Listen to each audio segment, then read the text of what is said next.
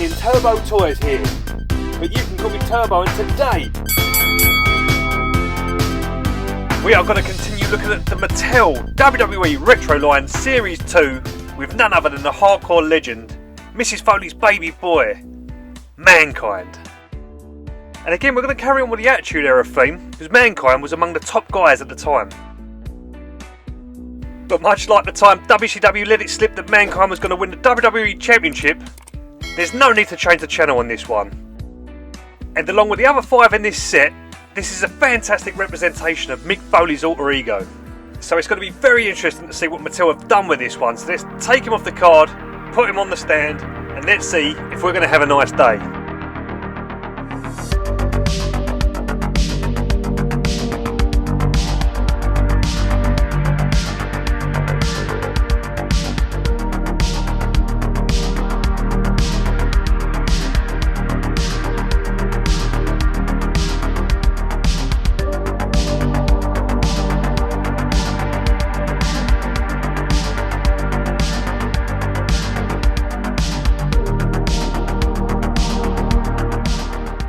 So I think Mattel again have nailed the likeness on this Mankind. Like, there's no question that you'd recognise this as a Mankind figure straight away.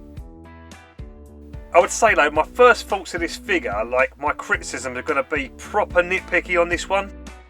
But let's break it down and start with a head scan. And this is very similar to what we get with his Elite figures. So there's no complaints there from me.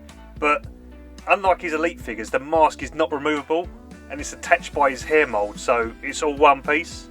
And as we take a look at the upper body now, this is where we start to be a little nitpicky. So I don't ever remember Mankind in this phase of his character wearing cut sleeves on any of his white shirts.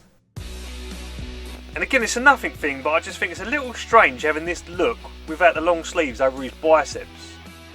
But the shirt is made of a softer, flexible rubber. And he's also wearing his mandible claw hand glove. And moving on to his lowers, lastly, he's wearing his brown tights and he's got some brown boots on. But again, being nitpicky, I'm sure his boots are supposed to be black. Right, as we move on to the articulation, this figure looks like it has 6 points of articulation. The head scan will move 360 degrees, but the hair is hindered by the shirt. He has a shoulder rotation as well as a hinge on the elbow.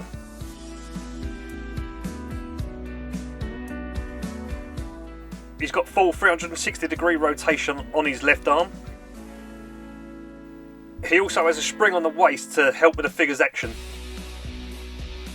And I noticed on his right leg, just above his knee pads, you can also move this, but I'm not sure if you're supposed to or not.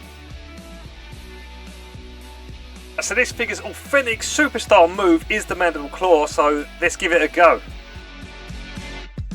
And we're going to sacrifice this old Brian Knobs figure. Bosh! Bruh. So like always, we'll check for scale with a Hasbro figure with a clothesline action. And they scale pretty perfect next to each other. So how does this Mankind display with your Hasbro collection? Looks fantastic. So my final thoughts on this figure, I obviously pointed out the sleeves. And it's not a massive problem, but because we can see that bicep, I would love to see that scar on his left arm. It's just a little detail, but I feel these figures are geared towards adult collectors anyway.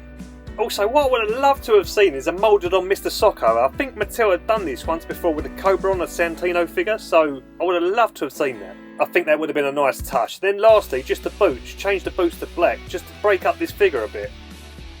But am I being too harsh? Let me know guys, would you change anything?